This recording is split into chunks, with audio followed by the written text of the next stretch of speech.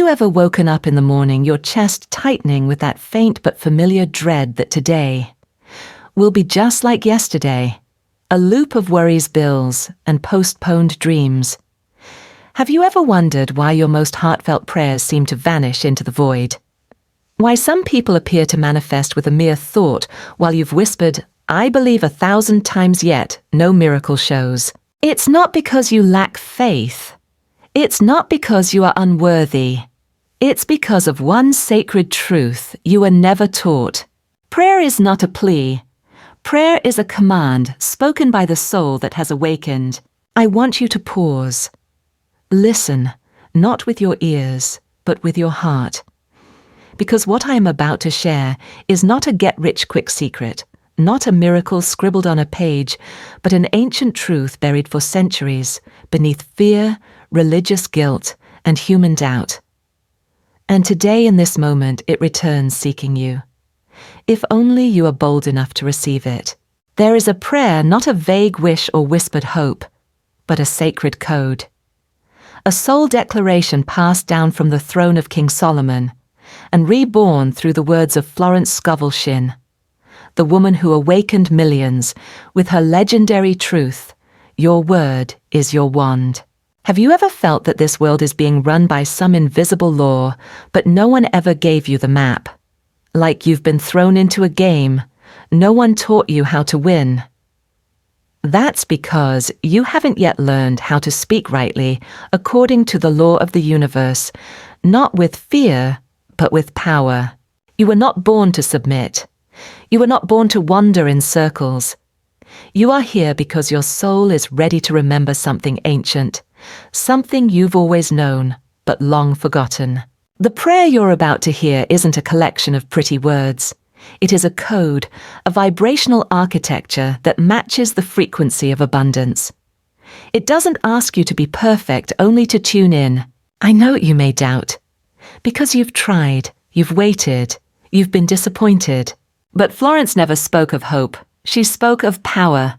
She did not call you to beg. She invited you to declare. And that is what you will learn today. So breathe deeply, because what's about to unfold may be the beginning of an entirely new chapter in your life. One that no longer says, "I hope," but proclaims, "I receive." So how does one summon miracles into form? How can a single word rearrange money timing and winning numbers in the physical world?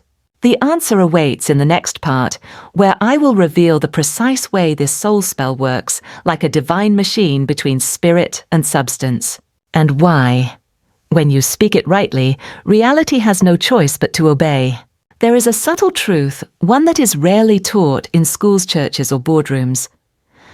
Life does not respond to what you want. It responds to what you believe is possible. Belief is not what you say out loud. It's the silent agreement you carry within the invisible current flowing beneath your choices, your actions, and even your stillness.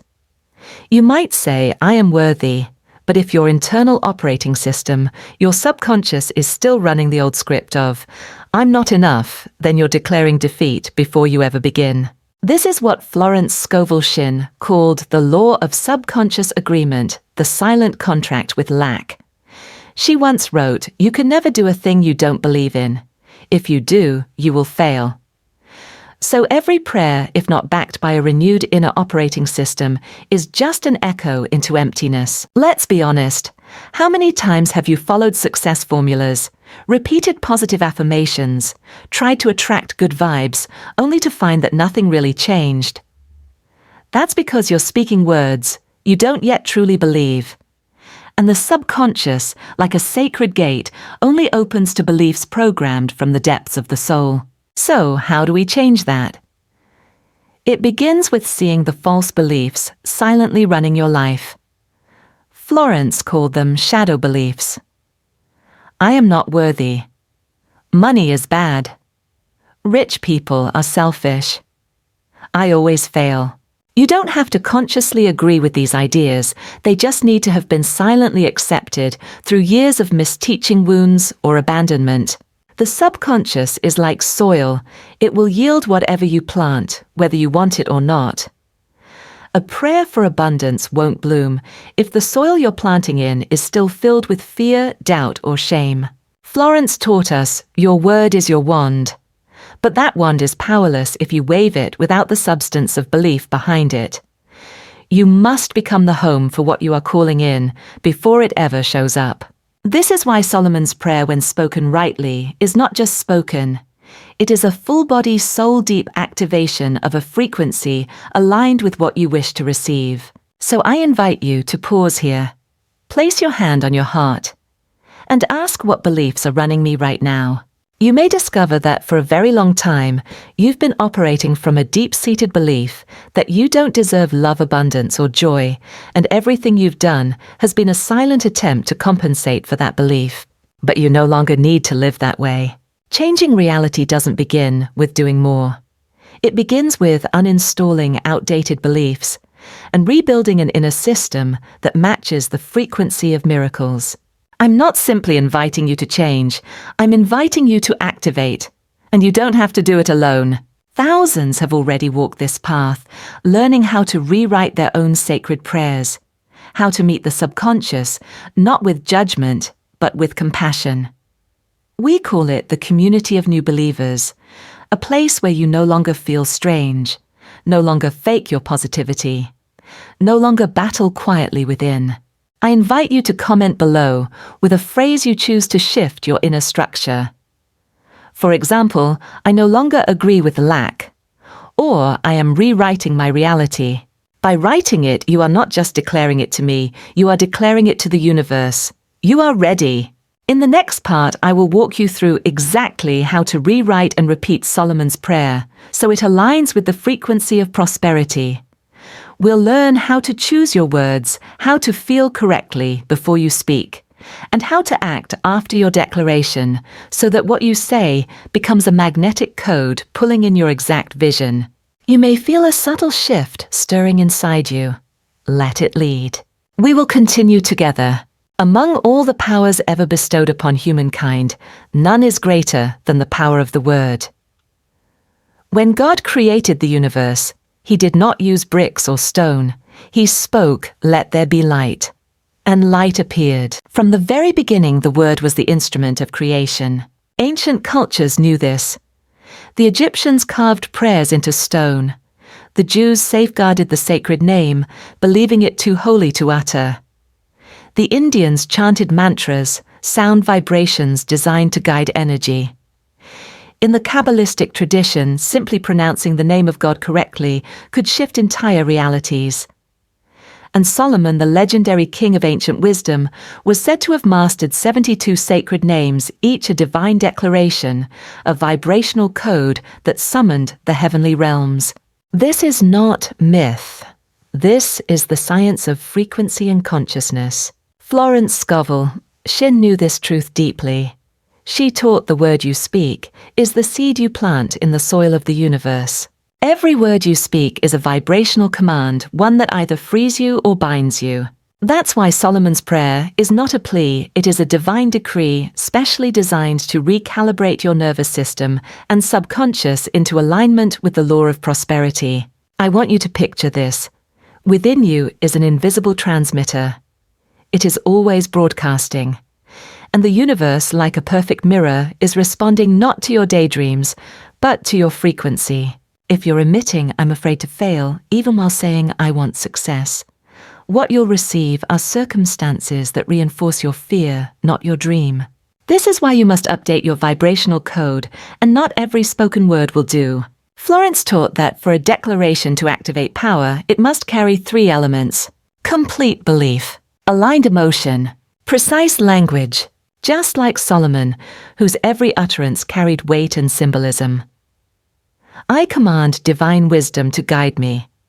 This is not merely poetic language, it is a summoning of spiritual force.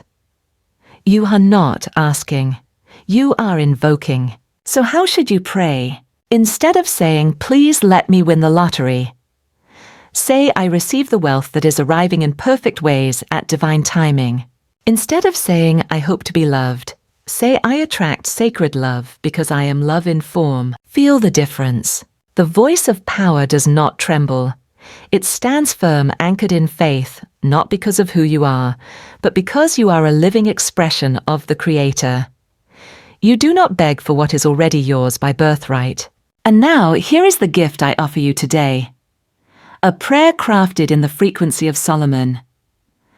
But it must be felt, not just read. Place your hand on your heart and speak slowly. I am the flow of divine prosperity. All good flows to me in grace and joy and at divine speed. Repeat this 9 times a day for 9 days. And more importantly, after each declaration act as if it were already true. You are not merely saying it, you are living it. I invite you to write your own prayer beginning with, I am or I receive. Post it in the comments not just for yourself but to raise the collective frequency of this entire community, because when many voices broadcast a higher signal, we form a collective field powerful enough to bend reality in a new direction. We call ourselves the reality creators, not because we are perfect, but because we've remembered we can choose again. You don't have to walk this journey alone. You can connect with us in the private group I've linked below a space, where we rewrite beliefs, share sacred prayers, and celebrate every shift, no matter how small. If you feel a stirring in your chest as you read these words, that is your sign. You are ready for the next chapter. In the next section, I'll share the second step of Solomon's prayer, to act as if. And why belief without action is a prayer suspended between two worlds. Are you ready to turn your words into miracles? If words are the seed, then action is the soil, the sunlight and the flowing water that nourishes your declaration into reality. Without action, even the most sacred prayer becomes nothing more than an echo in the void. Florence Scovel Shinn once wrote, "You must act as if you already received, then the universe delivers." The problem is this: many believe with the mind, but do not live with the heart. They declare I am wealthy, but still check their bank account with fear. They say I deserve love, yet avert their eyes out of fear of rejection. So what's really happening? It's the conflict between the surface of conscious thought and the core of subconscious belief. According to neuroscience, the brain operates on multiple wave frequencies. Beta, alert logical thinking. Alpha, relaxed creative flow. Theta, deep subconscious patterns. Delta, deep sleep and dreaming. When you speak only at the beta level, without the agreement of theta, your words never reach the inner broadcasting system of your being. The subconscious, like a silent gatekeeper, only responds to clear, repeated, emotionally charged signals. That's why, after speaking your prayer, you must begin to live as if it has already come true. Not pretending, but immersing yourself in the frequency. Imagine this. You are a living antenna. When you act as if you've already received your entire nervous system, your heartbeat, your breath, your posture shifts into alignment with the vibration you wish to attract. Your body becomes a beacon, signaling to the quantum field, I am ready to receive. So if you're praying for wealth, live like someone who has a healthy relationship with money, grateful, generous, decisive, unclenched by fear of lack. If you're praying for love, treat yourself as someone who is already loved every single day, and the universe will reflect that back to you. This is not about fake positivity. This is intentional neural programming. Scientists call it neuroplasticity, the brain's ability to rewire itself through repeated experience. Each time you act as if the miracle has already happened, you're forming new neural pathways, dismantling old belief maps, and becoming a version of yourself that matches what you're calling in. Florence called this the preparation of the landing field, making space for the miracle to land. And I know you may be thinking, but if I don't have it yet, how can I live like I do? That's the most sacred challenge. Overcoming that paradox is the mark of a reality creator. You don't need to perform like Hollywood. You only need simple, honest actions, such as giving thanks before receiving, journaling as if the wish has already come true, investing in yourself like someone who knows their worth, treating others as if you are already living in sacred love. Action is a silent yet powerful declaration. The universe doesn't just listen to what you say, it watches what you do. like a divine presence asking, "Do you truly believe?" And the way you live becomes your answer. Today, I invite you to take one small but distinct action to honor what you're praying for. Comment below with your commitment for the next 24 hours. For example, I will buy a small gift for myself to honor my worth. Or I will not say I'm not good enough for one full day. We are building a community where words are not just sounds, but the architecture of a new reality. Those who've joined our private group, where we share journals, emotions, and act as if are already experiencing powerful shifts. I invite you to join us so you don't have to walk alone. And in the next part, we enter the final phase of Solomon's prayer, observing signs and surrendering. Because after speaking and living, you must now practice the art of release, so the miracle has space to unfold. This is the most delicate and divine step, the shift from doing to allowing. I'll meet you there in the next chapter, where we learn to recognize the universe's reply in the subtlest signs of all. Once you've spoken your prayer with power and lived as though your desire is already real, there is one final step. It seems paradoxical, yet it is absolutely essential. Let go. Florence Scovel Shinn wrote, "Faith knows it has already received and acts accordingly." True faith does not demand proof. It does not seek confirmation. True faith releases like an archer, loosing an arrow, then calmly watches the wind carry it forth. The final key in Solomon's prayer is not about trying harder. It is about listening, recognizing signs, and surrendering the process to divine intelligence. But what does that truly mean? Imagine you've mailed a sacred package to the universe with complete trust. Your job is not to call every 5 minutes asking, "Has it arrived?" Yet your job is to prepare the space to receive. Open your eyes. Open your heart. Open your calendar. Be ready. Signs are how the universe replies. Not always loud, not always dramatic. Sometimes they come as whispers. A friend randomly mentions the very thing you prayed for.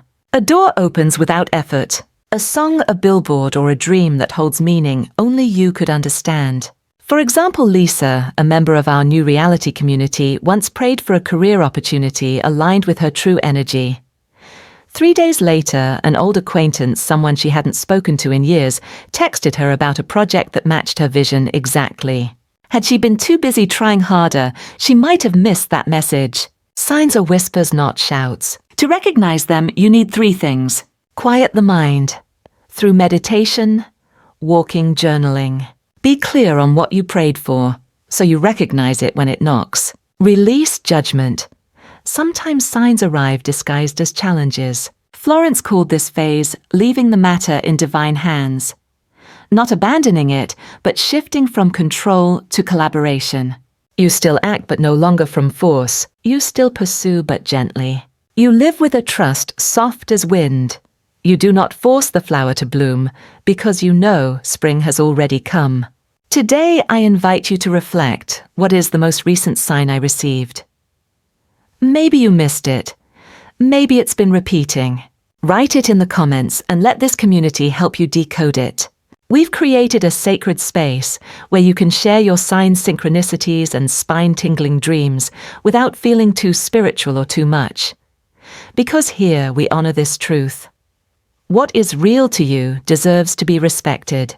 When you begin to live in trust and know how to surrender, something extraordinary happens. Worry loses its grip. You become free, and your reality begins to shift as if it had always been waiting for you to match this frequency. In the next and final part, I will guide you through the closing ritual, how to give thanks before receiving, and how to keep your frequency elevated after prayer. This is the step that protects your expansion, so you don't fall back into old cycles. If you feel deeply awakened by this 4-part journey, comment below, "I am ready to receive the miracle," and I will send you the PDF collection of Solomon prayers, each aligned with specific vibrational frequencies.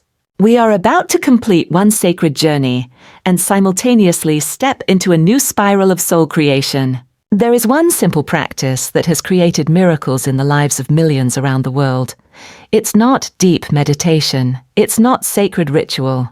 It is this giving thanks before receiving. Florence Scovel Shinn once wrote, "Gratitude is the law of increase.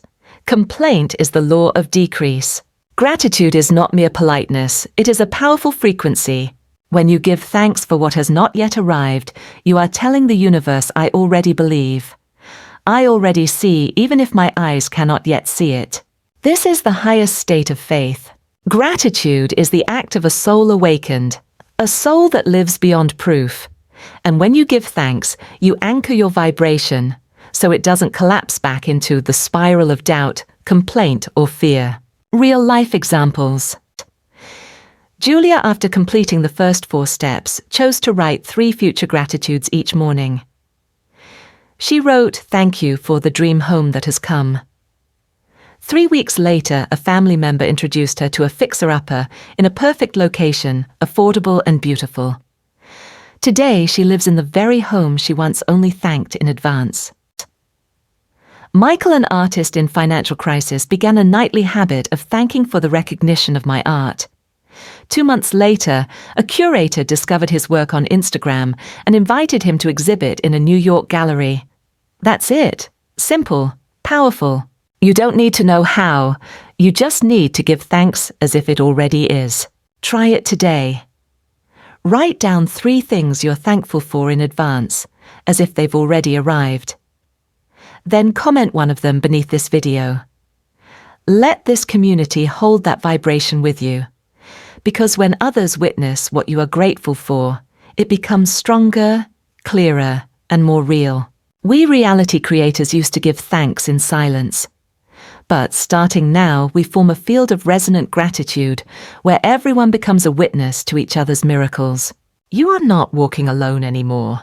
Maybe you're asking, what if I've been thankful, but what I want hasn't come yet? Here's the truth. You don't need to hold on to the frequency of expectation. You just need to stay in the rhythm of gratitude.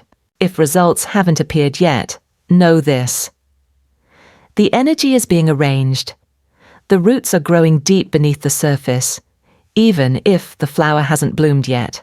It does not mean it isn't real. It simply means the divine timing has not yet aligned. This is when you need community most, because alone faith can waver. But when many hold the fire for each other, the flame never goes out. And if you've journeyed through all 5 parts, then I believe something ancient has been reawakened in you. Not new knowledge, but a memory long buried. A remembrance that through your words, emotions, actions, and surrender, you hold the power to create the life you desire. You don't have to try this. You simply have to live as if it were already true. Because reality responds to how you live, not just what you think. If you'd like, I can expand this video series with new topics such as rewriting limiting beliefs, turning prayer into subconscious habit, guided theta meditations to anchor your frequency, reality creation journaling rituals. Just comment "keep going" and I will listen to your heart. And finally, I leave you with one declaration to begin tomorrow. I give thanks for the miracle unfolding and I open to receive it with all my love. You don't need full belief. You only need enough courage to speak it. For many, prayer has been nothing more than a sigh before pleading, "Please help me, if I'm worthy enough." This belief system, rooted in old religious traditions, often places the one who prays in a posture of weakness, begging, atoning, enduring, just to prove they deserve. But Florence Scovel Shinn saw a vital difference. She taught that modern spirituality, rooted in personal power and the laws of energy, is not a rejection of the divine, but a reclaiming of the power granted by the divine. It is not about pleading with a distant deity. It is about declaring from a soul that has awakened. Imagine this. In the old paradigm, you are on your knees at the gates of heaven. In the new paradigm, you have walked through those gates and you say, "This is the house I dwell in." You are not begging, you are choosing again. This is not opposed to faith. It is in fact a higher octave of faith that rests in certainty. In the past, humanity sang, "Bless me, Lord." Today we still sing. But from a new posture, the blessing is the river that has always flowed through me. We do not reject religion, we raise faith to a new frequency. In many churches, people are taught about sin judgment and the need to be small before God. But Florence reminded us, the only real limitation is the belief you place on yourself. You can rebuild your inner map, not from external doctrine, but from an awakened inner knowing. I still remember the story of Helen, an old friend raised in a deeply traditional religious family. She once believed she could never be wealthy because it would mean wrestling against God. But when she began practicing prayer through the teachings of Solomon and Florence, and living as if her belief were already real, she not only landed a new job, but launched a non-profit that uplifted her local community. Her blessings didn't come because she begged. They came because she awakened something higher within herself. In the old model prayer says, I hope. In the new model prayer says, I know. This is the difference between the language of lack and the language of power. And don't misunderstand, I am not saying the old religions were wrong.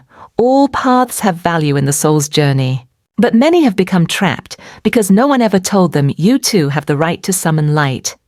You too hold power in your words. When Lincoln declared before a nation he did not whisper and the world listened. When you declare from your soul that it is already done, the universe begins to listen. You begin to feel faith coursing through every action, every thought. No longer a prayer of pleading, but a personal proclamation connected to the flow of creation. Today I invite you to ask yourself, was I ever taught that I had to be small? Was I ever made to feel I must suffer to be worthy? Write it in the comments. Our community, those awakening together, will see you, hold you, and help you remember. You are no longer bound by the old system. You are rewriting your story. If these words stir something deep in you, comment, I choose the power of my soul, and you will be invited into our private group, Children of the Inner Light, where we rewrite beliefs, share declarations, and celebrate every step forward, no matter how small. In the next part, we will explore how to harmonize the soul's humility with the power of personal declaration, because some believe that strong prayer dishonors the divine. But Florence taught that true power walks hand in hand with deep humility. A true spiritual leader doesn't need to boast, but their words can shift timelines. Would you like to learn how to balance power and reverence, to hold both sacred declaration and divine collaboration? Then continue with me as we enter the most delicate chapter yet, where the soul no longer chooses between surrender and strength, but stands rooted in both. There are moments when the universe has done everything to support you. The signs have appeared. The door has opened. Light streams in through the threshold like a sacred invitation, and yet you stand there, feet unmoving. Why? Because there is a force more powerful than destiny itself, the hesitation within. Florence Scovel Shinn once wrote, "The door of opportunity is wide open, but man hesitates." She explained, it is not the lack of opportunity that keeps us lost. It is a belief that has not yet deepened enough to step forward. The image is vivid. A golden door stands open in the middle of a barren desert. You've wandered for years. And now that it appears, you begin to doubt, is this really for me? Is this a trick? Do I even deserve this? This is the pivotal threshold of spiritual transformation, the moment when belief becomes action. The old system taught you to wait for approval from someone above to declare you worthy.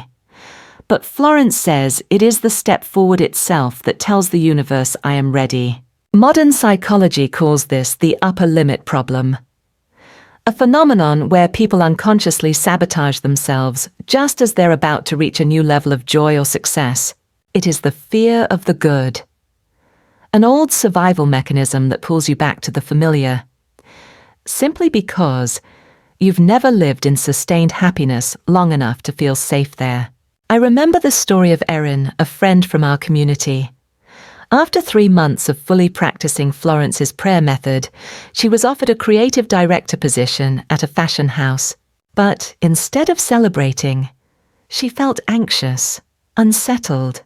She lost sleep, because what she had longed for had arrived too quickly.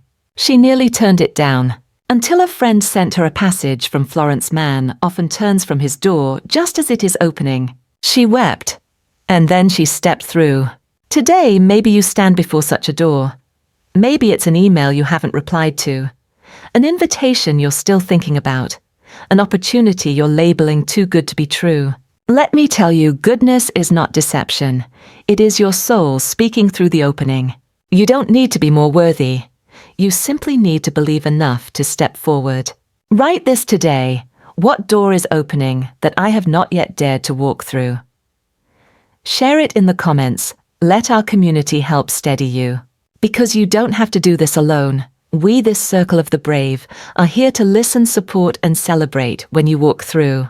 If you need an affirmation to root into your subconscious, use this. I no longer fear the good. I walk forward in faith without regret. Say it every morning. Stick it on your mirror. Write it in your journal. Whisper it before you sleep. And if you still feel the old fear tugging at you, watch the next part, where I'll share a technique called Replacing the Hesitant Ego, a soul-activating ritual that helps you move even when your heart is still trembling. Comment below, I am ready to step through. And I'll send you an audio guide to walk you through this threshold, so you don't miss the door that has already opened for you. You don't need to wait anymore. This journey, your soul chose it long before your doubt ever spoke. Now is the time to walk in. Today, I'll guide you through a very special step, the inner unlocking quiz we often mention, which we call the Subconscious Signal Discovery Tool. This isn't just a series of questions. It's a spiritual mirror, helping you identify the hidden program that's been silently directing your life from the shadows. First, imagine yourself standing before a control panel filled with dozens of buttons.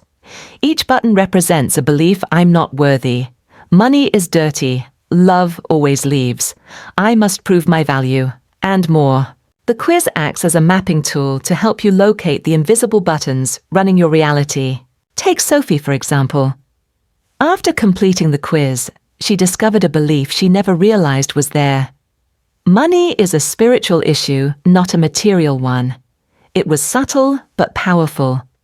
She no longer asked, why can't I attract money even though I work so hard? Because she finally saw the issue wasn't in the work. It was in the belief wired deep in her subconscious.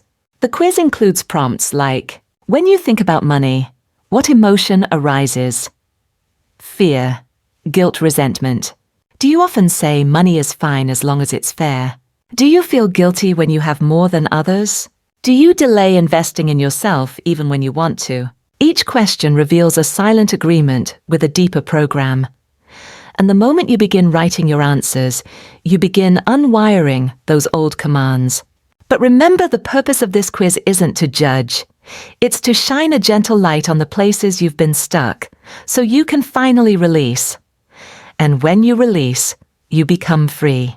After the quiz, we offer belief replacements. Powerful affirmations you can write, speak, or post where you see them daily. For example, if you discover a hidden fear of abundance, you might use, I am the light and flow of divine prosperity.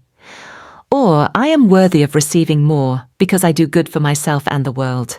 The quiz also includes a mini journaling section where you can note down dreams, repeated numbers, and sudden emotional shifts. These are signals from the universe already speaking to you.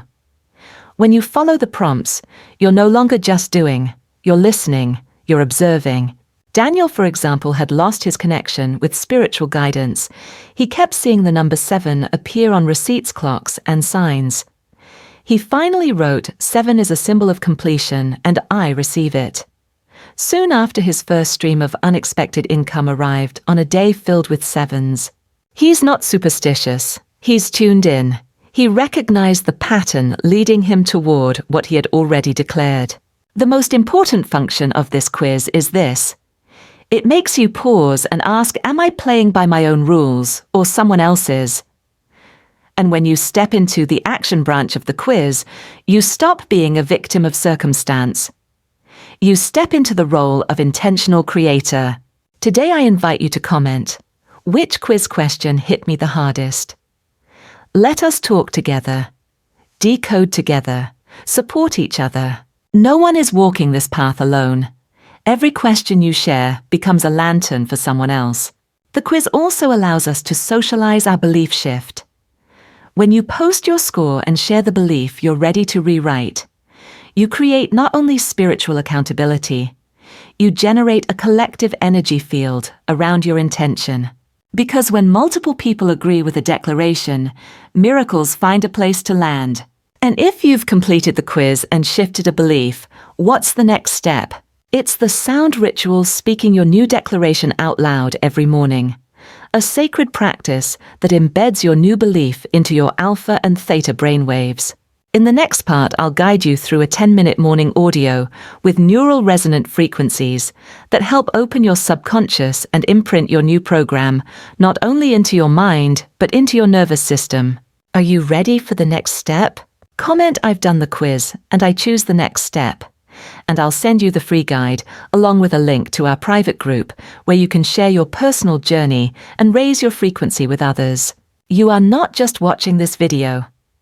You are rewriting the program of your life. One question, one declaration. One aligned action at a time. The universe is always whispering, but only the still soul can hear. If you've journeyed with me to this very moment, I believe you weren't just watching a video. You've walked a sacred circle, from doubt to awakening, from fear to acceptance, from force to faith. Maybe you wept quietly. Maybe you simply sat in silence, but somewhere deep within, something echoed. And that is all I ever hoped for when I created this space. A space where the soul remembers itself. Florence Scovel Shinn once wrote, "Every great work, every big accomplishment has been brought into manifestation through holding to the vision. So today I offer you one final image, a symbol to carry with you beyond this video. A dove made of light rising into a grey sky, leaving behind a shimmering golden ring, like the sacred seal of a soul's promise. This is your symbol, your vow, between you and your soul. You have heard it. You have asked of it. And now let it lead you. I won't promise that you won't stumble. I won't promise that you'll never falter. But I know this. If you keep walking in faith, the things you never dared dream will find you as softly as breath. Now I invite you to leave just one comment. I have heard my soul. It may be short, but it is a sign to yourself that you are no longer lost. And when others read your words, they will know they are not alone. You can also subscribe to this channel, not for me, but for yourself. So you have a place to return to. A space that reminds you of the depth you felt today. And if you feel ready to share your story, please don't hold back. A single line of truth, a quiet testimony of breakthrough, may be the key that opens the door for someone still sitting in the dark. Don't just close this video and forget. Carry the light you've touched. Let it illuminate each step you take in your real living world. We will meet again in the next video in honest comments. In every breath where you whisper, I am ready to receive. Thank you, wanderer without a name, for walking this invisible road, one the world may never see, but the universe has already blessed every step.